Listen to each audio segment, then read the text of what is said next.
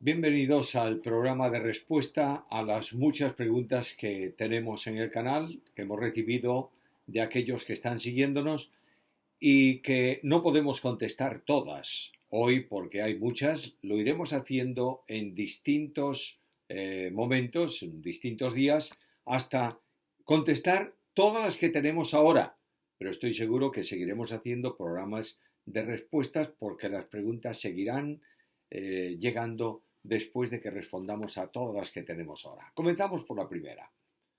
Feliberto Vázquez Rodríguez pregunta: ¿es verdadero el calvinismo? Lo único verdadero es la Biblia. En la medida que un sistema teológico, un programa teológico se ajusta a la Biblia, es verdadero porque concuerda con la Biblia.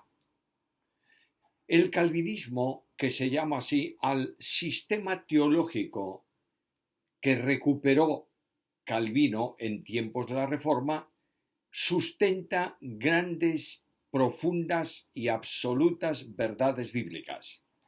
El calvinismo sustenta la salvación por gracia mediante la fe y excluye cualquier otra vía para llegar a la salvación. El calvinismo sustenta que el hombre es incapaz de alcanzar nada en materia de salvación por sí mismo. El calvinismo sustenta que Cristo es el único mediador entre Dios y los hombres y que la salvación se alcanza solo por gracia mediante la fe. El calvinismo sustenta que la seguridad de salvación es una realidad para todo aquel que cree. Por tanto, en todas estas cosas, el calvinismo es verdadero, es bíblico. Ha habido una corriente permanentemente contraria al calvinismo a lo largo del tiempo y se ha incrementado hoy, y de forma especial en el continente americano, promovida, llevada adelante por los que se llaman los nuevos reformados, y consideran el calvinismo poco menos que una herejía, cuando realmente el calvinismo sustenta grandes verdades bíblicas. ¿Tú crees en la salvación por gracia mediante la fe? Bueno, pues en ese sentido eres un calvinista. ¿Tú crees en la seguridad de salvación? Si crees en la seguridad de salvación, también lo eres. Dejémonos de hacer calificativos y vayamos a la Biblia, que es el único elemento que tiene autoridad para enseñar la verdadera doctrina conforme a Dios. Fernando Ramírez pregunta: ¿cómo se explica la predestinación? Bueno, pues muy sencillo. ¿Qué es predestinar? Predestinar es marcar un destino, establecer un rumbo, poner un círculo alrededor de algo o de alguien de modo que no puede escaparse de él. El término, el verbo predestinar y todos sus derivados, predestinados, predestinando, predestinación, todo esto aparece en el Nuevo Testamento solo para creyentes. De manera que, por ejemplo, por citar un solo ejemplo, Romanos 8:29, leemos ahí que Dios nos predestinó a los creyentes para que seamos hechos conformes a la imagen de su Hijo. No podemos confundir elección y predestinación. Feliberto Vázquez Rodríguez. En Mateo 12:29 Jesús deja claro que al venir al mundo ató al hombre fuerte y por eso expulsa demonios. Si Satanás no está atado, como afirma el amilenialismo, ¿cómo se interpreta ese versículo? Primer problema: interpretar el texto. Un texto no se puede aislar del contexto. Si tú sacas un texto de su contexto, lo conviertes en un pretexto. En Mateo 12:29, ese versículo, esa pequeña parábola de Jesús de que ata al hombre fuerte y puede entrar en su casa, etcétera, etcétera, etcétera, tiene que ver con una explicación parabólica que él da de una acusación que le formulaban los fariseos, especialmente en la que decían que Jesús expulsaba fuera a los demonios porque era un aliado de Satanás y por eso podía echar a los demonios porque tenía un pacto con Belcebú. Y para explicarle a los que estaban oyendo, que él tiene autoridad y poder sobre Satanás y sobre los demonios y puede echarlo, pone esta parábola de que el hombre fuerte es derrotado cuando uno más fuerte entra en su casa y lo sujeta. Cristo en la cruz derrotó definitivamente a Satanás. Sin embargo, Satanás actúa en el día de hoy. Y esto no es conforme a un sistema teológico o a una posición teológica, es conforme a la Biblia. La Biblia le llama el príncipe de este mundo. Y esto forma parte de la permisividad que Dios otorga para que Satanás actúe de esa manera en el tiempo de hoy. Pero llegará un tiempo en que Jesús establecerá el reino y entonces, solo entonces, Satanás será atado para que no pueda actuar. Apocalipsis capítulo 20, versículo 2. Y esto, por supuesto, no lo dice el amileniarismo, porque ellos no creen en el milenio. Lo dice la Biblia. Interpretemos bien, por favor, no saquemos textos de su contexto. Vittorio Arnoletti. ¿Quiénes son los espíritus encarcelados de primera de Pedro 3, 18 a 20? Bueno, leemos el texto. Tomo mi Biblia que tengo aquí al lado y voy a la carta primera de Pedro. Carta primera de Pedro, capítulo 3.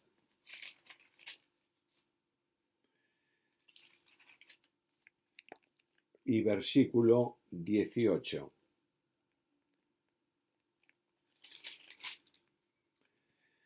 Porque también Cristo padeció una vez por los pecados, el justo por los injustos, para llevarnos a Dios, siendo a la verdad muerto en la carne, pero vivificado en espíritu, en el cual, notad esto, en el espíritu que vivifica a Cristo, en el cual también fue y predicó a los espíritus encarcelados, de manera que Cristo fue predicado a los espíritus encarcelados en un tiempo pasado, los que en otro tiempo desobedecieron cuando una vez esperaban la paciencia de Dios. ¿Cuándo? En los días de Noé, mientras se preparaba el arca, en la cual pocas personas, es decir, 8, fueron salvadas por agua. Primera cuestión, Noé fue pregonero de justicia. Noé predicó el Evangelio a los de su tiempo en el poder del Espíritu. Estos no creyeron, y estos que no han creído son personas que no aceptaron el mensaje de salvación y ahora están esperando el juicio del trono blanco para condenación perpetua. La Biblia enseña que el Hades y la muerte entregarán los muertos que habrá en ellos para ser juzgados. Apocalipsis capítulo 20, versículos 13 al 15. De modo que no es un tipo de espíritus a los cuales Cristo bajó después de muerto a un determinado lugar para predicarles el Evangelio y que pudieran recibir la salvación, ni tampoco son espíritus diabólicos a los que Él baja para predicar que ha ganado en la cruz de Calvario. Todo eso es un pequeño invento teológico, mezclando textos diferentes entre sí. Pero los muertos, los espíritus de los que habla aquí el apóstol Pedro, son los que han muerto sin creer en los tiempos de Noé. Polímata Salomón. El tema de la vestimenta de la mujer es un tema que está dividiendo congregaciones, ya que hoy en día se discute que si el pantalón debe ser ajustado o semiajustado, etc. ¿Qué dice la Biblia al respecto? Nada. Conforme a lo que piensan algunos. El texto de la vestimenta femenina y masculina está tomado del libro de Deuteronomio, ley, tiempos de Moisés, antigua dispensación, en donde dice que el hombre no vestirá ropa de mujer, ni la mujer vestirá ropa de hombre. Pero la ropa de la mujer en los tiempos de Moisés era muy distinta a la ropa de la mujer de hoy. Y la ropa del hombre en los tiempos de Moisés era muy distinto a la ropa de hoy. El hombre vestía una especie de falda y la mujer tenía un vestido. Lo que Dios está diciendo es que haya distinción, separación, que se distinga un hombre de una mujer, evitando ciertos problemas que tienen que ver con una sexualidad perversa que se daba en el Antiguo y en el Nuevo Testamento. Lo único que la Biblia pide hoy es que la mujer, y por supuesto también el hombre, vista decorosamente. Oíd lo que dice la Escritura. Asimismo que las mujeres se atavían de ropa decorosa con pudor y modestia. Primera a Timoteo, capítulo 2, versículo 9. Dejémonos de discutir por cuestiones que dividen, porque no son doctrina fundamental ni doctrina general. Son simplemente tradiciones y formas a las que queremos darle categoría de doctrina. Y lo que estamos haciendo es lo que hacían los fariseos: añadir a la Biblia lo que no está en la Biblia. Twin, twin, twin. ¿Sigue el ministerio de apóstol vigente? Primero, la palabra vigente no me gusta utilizarla con relación a dones. Me gusta utilizar la palabra operativo. El único que puede decir lo que está vigente o no es el que lo da, y el que da los dones es el Espíritu Santo.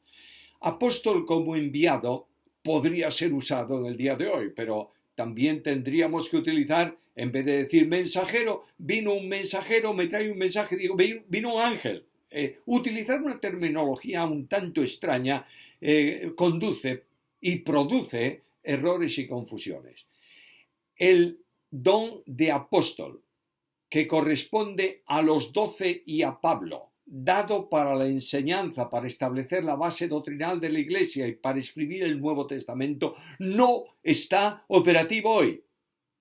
No hay apóstoles al estilo de los 12, ni con la autoridad de los 12, ni Dios revela hoy nada a nadie nuevo que no esté en la Biblia. Por tanto, el don de apóstol, como algunos pretenden por ahí tenerlo, y yo soy el apóstol de no sé qué y no sé cuánto, eso es simplemente arrogancia, carnalidad y contradicción a la Escritura. Twin, twin, twin, de nuevo, dice, ¿no creer en la Trinidad es condenable en salvación? Lo digo por las iglesias llamadas solo Jesús, que solo creen en Jesús como la única persona de la deidad. Creer que hay una sola persona en la deidad, no importa cuál sea, y negar la Trinidad, 3 personas en el único ser divino, en el único Dios verdadero, es negar la Biblia. La salvación y la vida eterna, dice Jesús, es que te conozcan a ti, al Padre, y al Hijo a quien tú has enviado. Juan capítulo 17 y versículo 3. El apóstol Juan en la carta primera, en su primera epístola, capítulo 2, versículo 23, dice que el que confiesa al Hijo tiene también el Padre. En la segunda carta, capítulo 1, versículo 9, dice que cualquiera que se extravía y no persevera en la doctrina de Cristo no tiene a Dios. El que persevera en la doctrina de Cristo, ese sí tiene al Padre y al Hijo. Cuando el Evangelio llama a salvación, llama a creer en Cristo, pero inmediatamente que una persona deposita su fe y lo recibe como Salvador personal, las cosas que Cristo ha enseñado y que la Biblia tiene, él tiene que recibirlas como palabra de Dios autoritativa y creer en ella. No creer en la Santísima Trinidad es imposible que pueda alcanzar la vida eterna porque niegan la verdad fundamental. Y tener a Cristo en la vida es tener al Padre y tener también al Espíritu.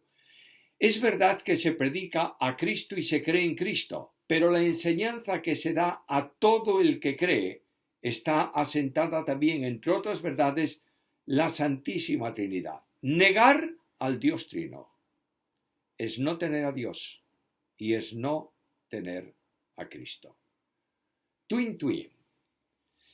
¿Qué pasa en la venida de Jesús con las personas que nunca han escuchado el Evangelio? ¿No hay excusa? Bueno, yo voy a citar un texto para salir de esta cuestión que es curiosidad más bien. La salvación no está vinculada al traslado de la Iglesia. Lo diré también un poco más adelante en otra pregunta, pero leo un pasaje de segunda carta a Tesalonicenses, capítulo 2, versículos 10 al 12, y habla del futuro, del tiempo anterior a la venida de Cristo, y que comprende indudablemente también la venida del Señor. Y con todo engaño de iniquidad para los que se pierden por cuanto no recibieron el amor de la verdad para ser salvos. Es decir, hay algunos que no reciben la verdad, no recibieron la verdad, están en el tiempo de la tribulación, la iglesia fue trasladada y ahora escucha lo que dice Pablo. Por esto, Dios les envía un poder engañoso para que crean la mentira, a fin de que sean condenados todos los que no creyeron a la verdad, sino que se complacieron en la Escritura. El que rechaza voluntariamente el Evangelio de la gracia y la salvación por gracia mediante la fe, después de que la Iglesia sea llevada a su presencia hasta la segunda venida, a la luz de 2 Tesalonicenses 2, 10, 12, no tienen salvación. Pero eso no significa que otros miles y miles de personas durante el tiempo de la tribulación, la última semana de Daniel, por la predicación del Evangelio en el mundo, vendrán a Cristo y serán salvos. Alexander Ramos pregunta: ¿qué es la doctrina de la depravación total? Hablar de depravación total significa o se alude a la positiva disposición y activa inclinación al mal que hay en todo hombre a consecuencia del pecado. Es decir, a causa del pecado el hombre está orientado permanentemente al mal y lo incapacita totalmente en orden a la salvación. Es decir, no puede hacer nada para ser salvo. Ahora, depravación no significa que el hombre natural no tenga ningún conocimiento de Dios. El apóstol Pablo dice que lo que de Dios se conoce, la creación lo revela. La depravación no significa que el hombre no tenga conciencia para discernir entre el bien y el mal, porque tiene conciencia. La depravación no quiere decir que el hombre no sienta nunca admiración por la virtud. La depravación no quiere decir que el hombre haya de pecar en todas las formas posibles. Lo que indica la depravación es que el hombre es absolutamente incapaz de hacer nada en materia de salvación y permanentemente, por la naturaleza heredada, está orientado continuamente al mal. Alexander Ramos: ¿es correcta la interpretación de que Satanás está atado actualmente? Notaréis que acabo de contestar una pregunta muy parecida.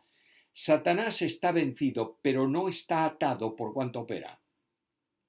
Satanás estará atado durante el reino milenial de Jesucristo y después de eso será arrojado al lago de fuego en la era de los cielos nuevos y de la tierra nueva. Tengamos mucho cuidado con esto, porque algunos dicen: vamos a atar a los demonios. ¿Pero quién eres tú para atar a los demonios? Los demonios han sido derrotados por Cristo. Mantente en el terreno de victoria en el que Cristo te colocó. No te metas con los demonios. Son más fuertes que tú. Y van a derrotarte cuando tú quieres salir de tu campo de victoria en Cristo y entrar para desafiarlos en el campo de ellos. No los desafíes, porque ya Cristo operó en la cruz lo suficiente para derrotar a los principados y a las potestades. Feliberto Vázquez Rodríguez: la profecía de Amós 9, 11 al 15 habla del levantamiento del tabernáculo de David en el futuro. Jacob aplica eso a su tiempo como cumplido en Hechos 15, 15, 18. ¿Por qué los dispensacionales siguen viendo como futura y contradiciendo la Biblia? Mi querido amigo, los que están confundiendo la Biblia son los amilenaristas, porque se olvidan de la introducción que Santiago hace en Hechos al texto referido a Amós. Voy al libro de Hechos. Hechos, capítulo 15, versículos 15 al 18. Dice así la palabra del Señor. Y con esto leo un versículo antes para enlazar bien todo el párrafo. Simón ha contado cómo Dios visitó por primera vez a los gentiles para tomar de ellos pueblo para su nombre, y con esto concuerdan las palabras de los profetas, como está escrito: después de esto volveré y reedificaré el tabernáculo de David que está caído y repararé sus ruinas y lo volveré a levantar para que el resto de los hombres busquen al Señor y todos los gentiles sobre los cuales es invocado mi nombre, dice el Señor, que hace conocer todo esto desde los tiempos antiguos. ¿Qué dice Santiago? Después de esto. Está refiriéndose a un tiempo futuro en el que hay versículos de la profecía que se van a cumplir. La restauración del tabernáculo de David y que tendrá lugar en el reino milenial de Jesucristo. Lo que está diciendo Santiago es usando un pasaje de la profecía para enseñar sobre la salvación de los gentiles. Es lo que le interesa a él, porque es lo que se estaba tratando en el entorno del concilio de Jerusalén. Llegar a un consenso sobre esta profecía, que se cumplió, que no se cumplió, si es pretérita, si es futura, es tan difícil como llegar a un consenso sobre la profecía de Joel en Hechos capítulo 2. La profecía de Joel que utiliza Pedro en Hechos capítulo 2 habla del Espíritu Santo que se manifestará, pero habla también de señales en el cielo que no se han cumplido. Abro la profecía el mensaje de Pedro en capítulo 2 del libro de Hechos y dice en el versículo 16, cuando la gente dice ¿qué pasa aquí? Y él va a explicar por qué hablan en lenguas, dice, mas esto lo ha dicho el profeta Joel. En los postreros días, dice Dios, derramaré de mi espíritu sobre toda carne, y vuestros hijos y vuestras hijas profetizarán, vuestros jóvenes verán visiones, vuestros ancianos soñarán sueños, etcétera, etcétera, etcétera, etcétera. Y ahora sigue, y daré prodigios arriba en el cielo, señales, abajo en la tierra, sangre, fuego, vapor de humo. El sol se convertirá en tinieblas, la luna en sangre, antes de que venga el día del Señor grande y manifiesto, y todo el que invocare el nombre del Señor será salvo. Hay dos niveles de cumplimiento profético. Hay un cumplimiento profético en que el Espíritu es derramado y produce efectos que eran manifiestos allí delante de las gentes de Jerusalén, pero habrá un tiempo antes de que Cristo venga a la tierra en donde habrá verdaderas conmociones cósmicas que anuncian el juicio de Dios y el establecimiento del reino en la tierra. Lo que debe ser interpretado en la referencia de Santiago, que está usando la profecía, debe ser interpretado como aplicándolo para que enseñase la anunciada conversión de los gentiles y fuese aceptada por aquellos que, siendo judíos históricos tradicionales, querían obligar a los gentiles a circuncidarse y guardar la ley para ser salvos. Feliberto Vázquez Rodríguez. La profecía de Joel 2, 28-32, Pedro la confirma como cumplida en Hechos, diciendo, esto lo ha dicho Joel. ¿Por qué el dispensacionalismo insiste en que es futuro? Pues no lo acabo de decir. Porque en la profecía de Joel hay un cumplimiento inmediato y hay un cumplimiento futuro. Por tanto, no está mal contra la Biblia decir que es una profecía futura en cuanto a aquello que no se ha cumplido en los días del apóstol Pedro. El cumplimiento profético es muchas veces en 2 o en 3 etapas distintas. De nuevo, Feliberto Vázquez Rodríguez. En Gálatas 6:16 dice que la Iglesia es el Israel de Dios. ¿Por qué el dispensacionalismo dice que son pueblos diferentes? El grave error lo resuelve Efesios capítulo 2, versículos 14 al 16. Voy a ir a ese pasaje. Efesios capítulo 2. Leo el texto bíblico, Efesios capítulo 2, versículos 14 al 16. Porque Él, hablando de Cristo, es nuestra paz, que de ambos pueblos hizo uno, derribando la pared intermedia de separación, aboliendo en su carne las enemistades, la ley de los mandamientos expresados en ordenanzas, para crear en sí de los dos un solo y nuevo hombre, haciendo la paz. Nota una cosa. De los dos pueblos hace uno en orden de salvación. No hay una salvación para judíos y una salvación para gentiles. En la cruz de Cristo se rompe la pared de la ley intermedia que separaba judíos y gentiles, pero lo que es unificado no son los pueblos, sino que de los dos hace un nuevo hombre, es decir, de los salvos, de judíos y de gentiles. Pero Dios tiene promesas nacionales para Israel que prometió hacer, tierra que darles y otras cosas por el estilo, un reino con un rey sobre un trono que no ha cumplido. Es que Dios no lo va a cumplir, sí que lo va a cumplir. Y esto tiene que ver especialmente para Israel y se cumplirá en su debido momento cuando Cristo venga a la tierra. Feliberto Vázquez Rodríguez, ¿por qué los amilenialistas en los pasajes que no pueden interpretar espiritualmente en el Nuevo Testamento le llaman oscuros, como es el caso de Zacarías 14, Apocalipsis 20? ¿Son oscuros?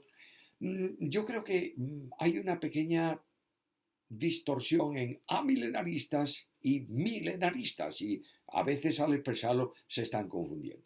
Voy a contestarlo de una forma sencilla. Hay quienes son alegoristas y hablan de la escatología bíblica como algo cumplido. Y hablan del milenio como una parábola o una expresión espiritual, pero no real. Y estos, cuando no pueden interpretar alegóricamente, llaman a los pasajes oscuros. Pero generalmente los pasajes oscuros los hacemos nosotros y esos pasajes están plenamente claros. J.L. Archundia.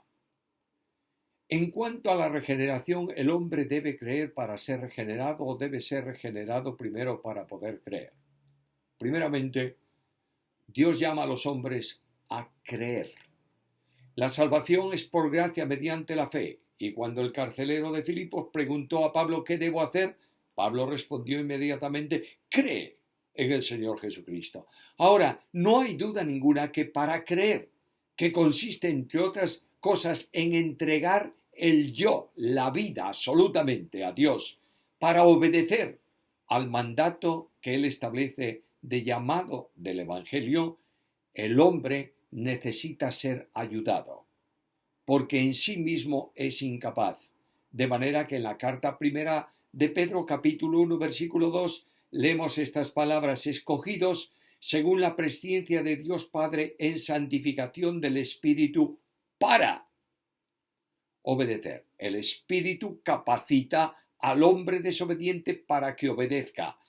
Una vez que el hombre ha creído, automática, instantánea, momentáneamente, es regenerado por el Espíritu Santo. Por tanto, la regeneración no es anterior a la fe.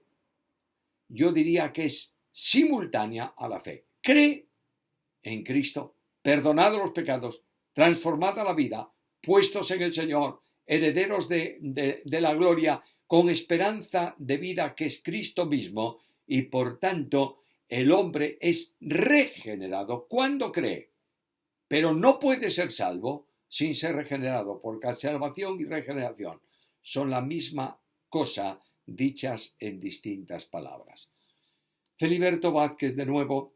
Algunos dicen que Romanos 11:26 se refiere a la primera venida porque el pacto ya se hizo en la iglesia y no vendrá nuevamente Cristo a Sion, sino del cielo a todas las naciones para juzgar. ¿Qué cree usted? Yo no creo más que lo que está en la Biblia y quiero invitarte al pasaje de Romanos. Romanos capítulo 11.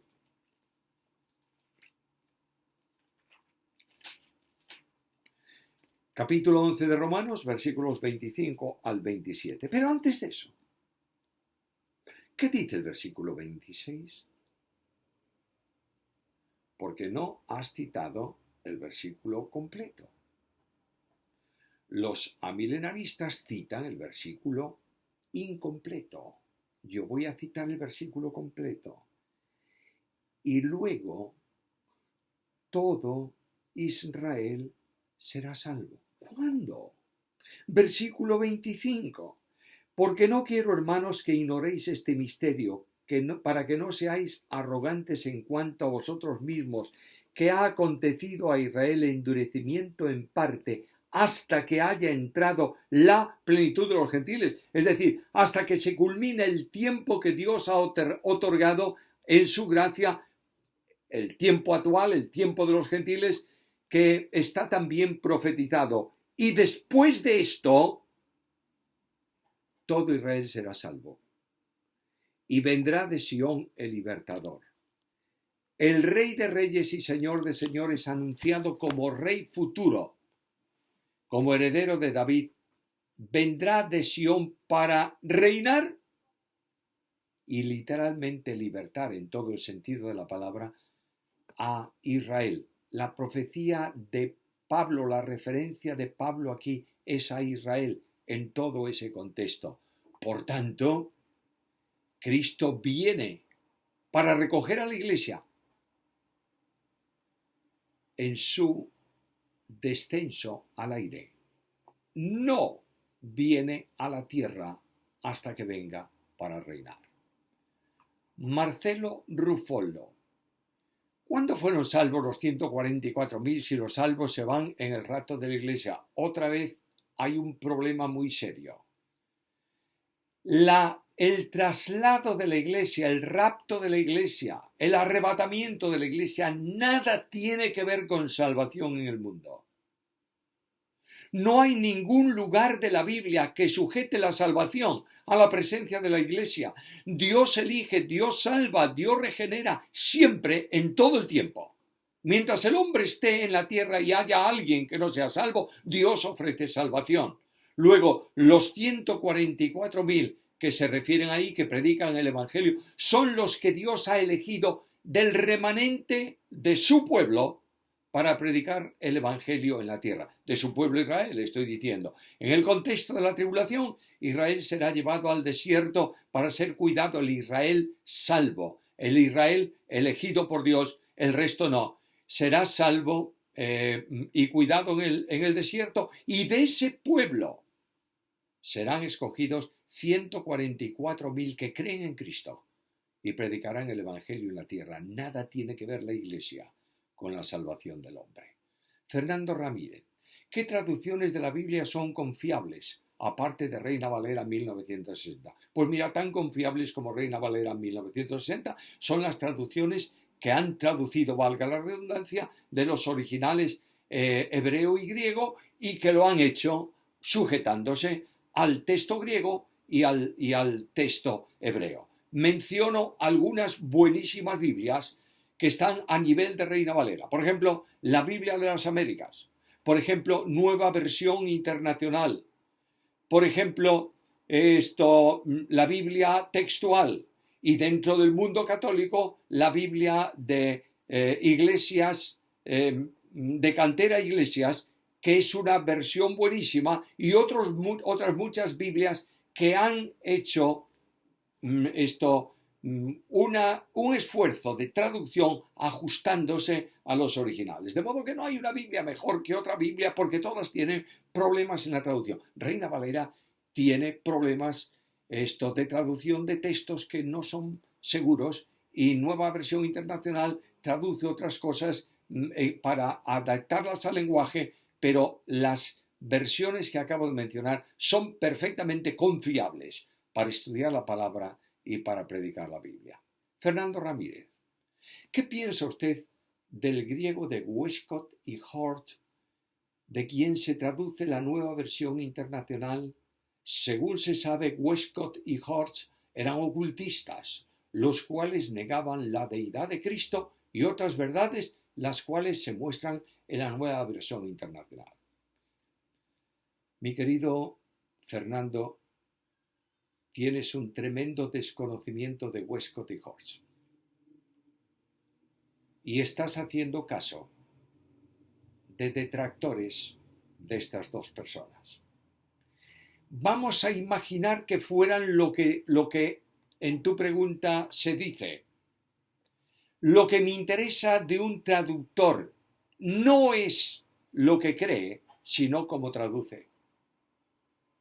Cuando yo estaba traduciendo algunas cosas del texto griego y quería consultar algo de una palabra difícil de la Koiné, yo acudía en Vigo a un director de un centro, de un instituto de enseñanza media, licenciado en filología clásica, tremendo conocedor de la lengua griega, y no creía en Cristo. Pero cuando él me decía esta palabra viene de esto, era verdad. Segunda cosa, decir que Westcott y Hort niegan la deidad de Cristo es decir algo que se supone. ¿Por quién lo dice? Pero no puede confirmarlo. Tercero, decir que la nueva versión internacional se traduce de Westcott y Hodge no es verdad. La nueva versión internacional ha usado Nestle Aland y otros textos complementarios. La nueva versión internacional no niega en ningún lugar la deidad de Cristo. Y ya sé por dónde viene esto. Porque en el canto de la Iglesia, de la carta primera a Timoteo, la nueva versión internacional, en lugar de decir Dios fue manifestado en carne, dice Él fue manifestado en carne. Eso es lo que hay en el texto griego. Porque ese pronombre está ocupando el lugar del nombre del sujeto que está 2 versículos más arriba. Por tanto, por favor, dejad que los detractores detracten y afírmate en que lo que tú tienes en tu mano y la nueva versión internacional es verdaderamente fiel al texto bíblico. Matga Coronel. El tema del matrimonio, cuando dice que una persona creyente no debería separarse, se refiere a un matrimonio civil o religioso. Dios no entiende de matrimonio religioso ni civil. Dios entiende de matrimonio. En el principio, Dios estableció el matrimonio para la sociedad. Y la regulación civil, las leyes civiles, establecen el modo de cómo hay que hacer para que la sociedad civil reconozca un matrimonio. Lo que estoy diciendo es que ningún matrimonio delante de Dios debiera separarse, y mucho menos un matrimonio cristiano, que debe ser capaz de soportarse y amarse. Por tanto, no está refiriéndose a civil o a religioso, está refiriéndose al matrimonio. Jacqueline Adó. Juan el Bautista y Jesús eran contemporáneos. Incluso Juan bautizó a Jesús. ¿Por qué entonces cuando Jesús le preguntó a los discípulos quién decía la gente que era él, ellos le dijeron, algunos dicen que tú eres la reencarnación de Juan el Bautista? Primero, ojo con las palabras. ¿En dónde se dice reencarnación?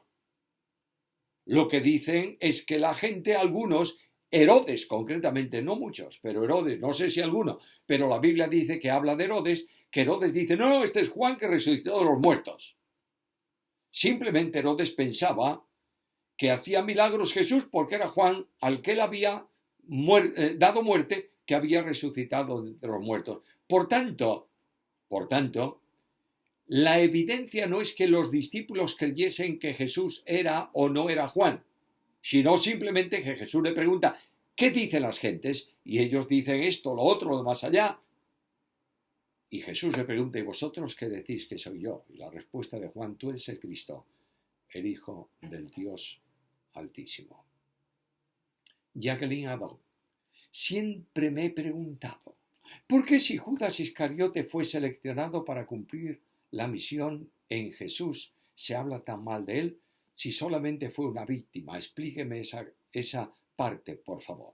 Primero, Dios no ha escogido a Judas para que fuese un hijo de perdición.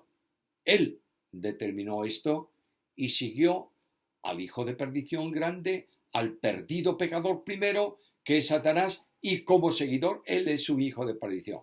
Cuando Cristo estaba con ellos en el mundo, los guardaba, y en oración dice al Padre esto, cuando yo estaba con ellos en el mundo, yo los guardaba en tu nombre, a los que me diste yo los guardé, y ninguno de ellos se perdió, sino el hijo de perdición, para que la Escritura se cumpliese. No es que Dios haya elegido a Judas para condenarle al infierno y que entregase al Hijo de Dios. Es más, Cuando Cristo se encuentra con Judas en el huerto y vienen a prenderlo, Cristo hace, permíteme decir, el último esfuerzo con Judas cuando le dice: amigo, ¿con un beso entregas al Hijo del Hombre? Satanás se había posesionado de alguien que nunca había creído en Cristo. Pero no que Dios haya elegido a Judas y por tanto es una víctima que no podía escaparse de su destino, y como es una víctima, Dios lo condena al infierno. Esto no está en la Biblia, ni tiene base bíblica alguna para pensar en esto. Simplemente algunos humanistas utilizan esto para justificar las acciones de Judas. Josué Vázquez: ¿dónde busco fuentes confiables para buscar los hechos históricos que dice la Biblia? Pues mira, en una buena historia secular que hable de los reinos y de los acontecimientos de los reinos antiguos en que la Biblia dice, en un libro de introducción al Antiguo y al Nuevo Testamento de los muchos buenos que hay, y en esas fuentes son fuentes confiables que justifican, que ponen de relieve que la Biblia es verdad. Incluso puedes acudir a un libro de arqueología bíblica, en donde están demostradas muchas de las verdades históricas de la Biblia. Josué Fernández: si Dios en el Antiguo Testamento dio la ley a Moisés y dijo no matarás, ¿por qué hubo guerras y mataron a mucha gente después? Y a día de hoy, si un país se defiende y mata, estaría haciendo lo correcto. Primera cuestión.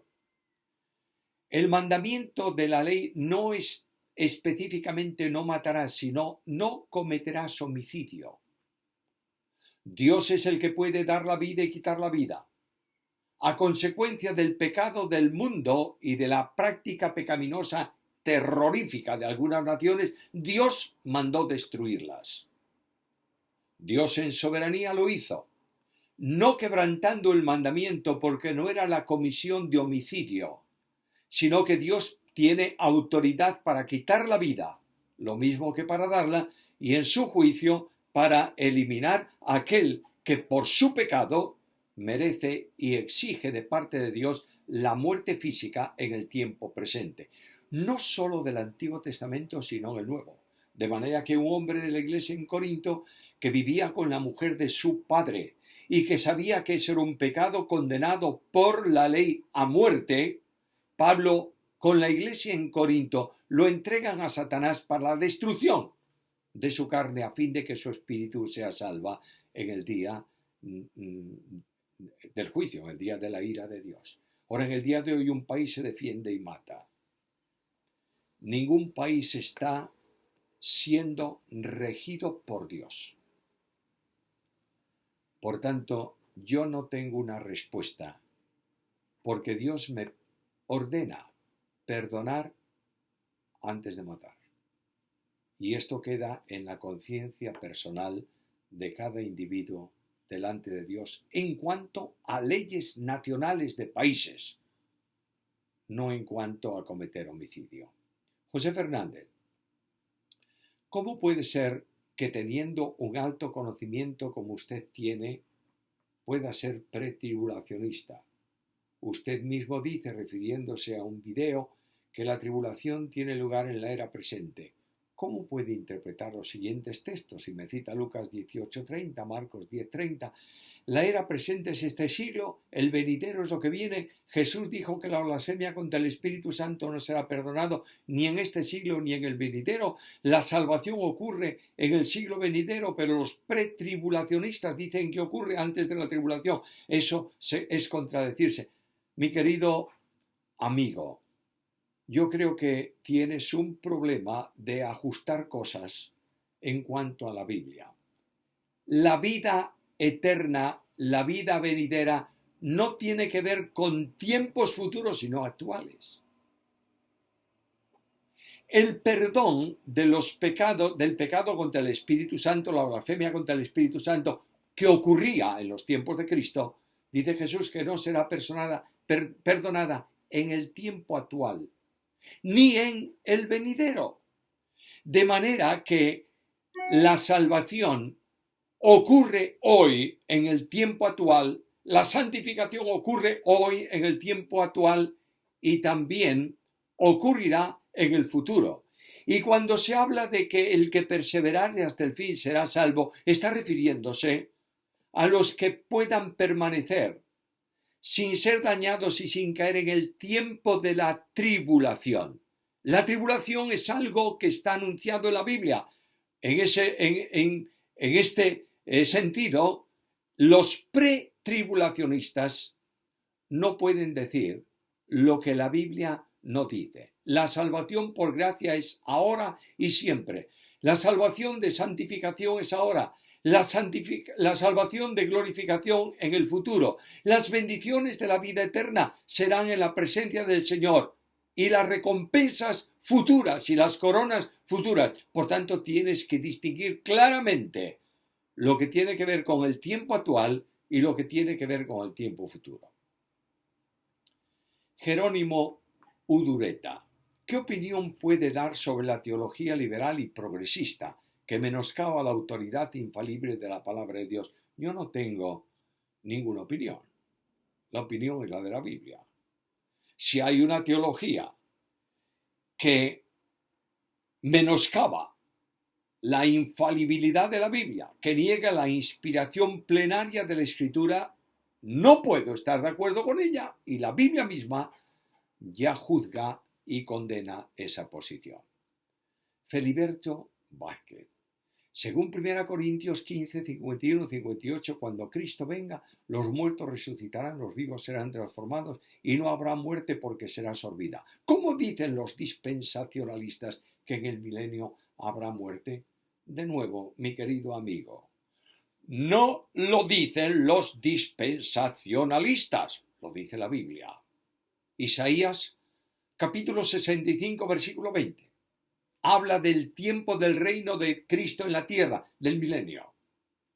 No habrá allí niño que muera de pocos días, ni viejo que sus días no cumpla, porque el niño morirá de 100 años y el pecador de 100 años será maldito. El problema es confundir glorificación y milenio. Los que son glorificados, llevados a la presencia de Dios, los que están ya en el plano celestial, que han muerto físicamente y están en la presencia de Dios y que un día resucitarán físicamente, recibirán el cuerpo de resurrección para estar para siempre con Jesús. La muerte es sorbida para ellos, pero durante el milenio hay gente en la tierra que vive como hombres. Algunos salvos entran en el milenio, pero no todos los que están en el milenio son salvos, como se ve por la rebelión al final de ese tiempo. Feliberto Vázquez Rodríguez. Efesios 2, 11, 16 habla de judíos y gentiles como un mismo pueblo, por lo que los dispensacionalistas dicen que Israel y la Iglesia son dos pueblos diferentes. Bueno, he contestado la pregunta antes, solamente voy a referirme a algo. Israel como nación es Israel. La Iglesia como Iglesia es el conjunto de todos los salvos, israelitas o no israelitas en el tiempo de hoy. Pero la Iglesia no tiene, del mundo gentil, no tiene promesas nacionales que Dios ha hecho a Israel y que las va a cumplir. Por tanto, no mezclemos las dos cosas y distingamos bien, por favor, los tiempos del cumplimiento de las promesas de Dios. Feliberto Vázquez, hace 2 semanas, escribe diciéndonos, en Hechos 3:21 dice que Cristo estará en el cielo hasta el tiempo de la restauración de todas las cosas. Si Cristo viene en el traslado y se va por 7 años, contradice ese versículo. ¿No es así? No, Señor. El problema está en confundir traslado de la Iglesia y segunda venida. En el traslado de la Iglesia, Cristo viene a buscar a su Iglesia y el encuentro con la Iglesia no es en la tierra, es en el aire. En la segunda venida, Cristo viene a la tierra, pone los pies, proféticamente dicho, sobre el monte de los olivos. Se extiende el monte para formar un gran valle y esa es la segunda venida de Cristo a la tierra. Por tanto, el traslado no tiene que ver con la tierra, sino que es encuentro en el aire. No confundas, por favor, traslado de la Iglesia, arrebatamiento, rapto, como quieras llamarle, y segunda venida de Cristo a la tierra. Cristian Doncel, quisiera preguntarle, Podríamos llamar hermanos a los pentecostales, bautistas, reformados, presbiterianos, metodistas, anglicanos. A pesar de las diferencias en doctrinas generales, te olvidas de otros muchos grupos. Es cristiano todo aquel que ha creído en Cristo por la fe y es nacido de nuevo. Y todo aquel que ha creído en Cristo por la fe, esté donde esté, se llame como se llame, es mi hermano en Cristo. Porque todos estamos en Cristo, nuestro hermano mayor. Por tanto, naturalmente, que no podemos, debemos llamar a todos los que estén donde estén, pero que son salvos por gracia mediante la fe. Aunque haya diferencias con nosotros, debemos llamarle hermanos y tratarlos como tales, porque son nuestros hermanos en Cristo. Elías Jiménez. La salvación es por gracia mediante la fe, e incluso esa fe es producida en nosotros gracias a la obra de convicción de pecado que el Espíritu Santo. Ahora bien, ¿cómo era producida esa fe en el Antiguo Testamento y cómo podían mantener esa fe si el Espíritu no moraba de forma permanente en ellos? ¿Había regeneración? La fe en el Antiguo Testamento para salvación es la misma que en el Nuevo. Es creer a Dios. En el momento en que Abraham creyó a Dios, la fe le fue contada por justicia y fue justificado. Una vez justificado, el hombre es justificado permanentemente. La salvación no se sustenta en la fe, sino en la gracia. La fe es el instrumento para ser salvos. La acción del Espíritu era distinta antes en el Antiguo Testamento y en la presente dispensación. Sí, es verdad. Pero el cambio se producía en la vida de la persona que sentía profundamente cuando pecaba contra Dios, que pedía perdón a Dios cuando le ofendía. Por tanto, la regeneración en ese sentido se produce también en el tiempo antiguo. No olvidemos algo, que Dios ha pasado en su paciencia los pecados de entonces con vistas a depositarlos en la cruz de Jesucristo. Por tanto, la fe del que creía era una fe sólida y la salvación la obtenía por la fe, pero descansaba como ahora en la gracia de Dios. Que el Señor añada su bendición. Gracias por estar atentos a este tiempo de preguntas.